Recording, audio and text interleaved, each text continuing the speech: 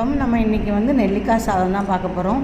ஒரு டம்ளர் அரிசிக்கு 3 நெல்லிக்காய், ஒரு துண்டு இஞ்சி, ஒரு பச்சை மிளகா, 2 சின்ன வெங்காயம், கொஞ்சம் ஜீரகம், 4 வரமிளகா, இது எல்லாமே நம்ம ஒரு மிக்சியில் போட்டு அரைச்சிக்கிறோம்.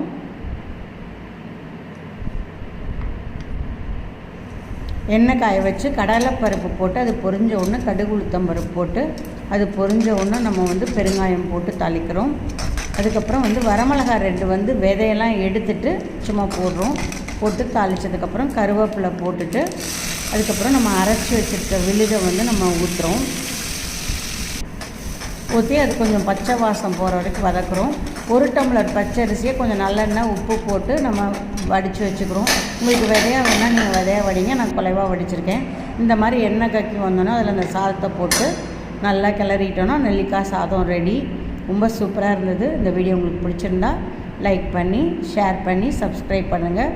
நன்றி, வணக்கம்.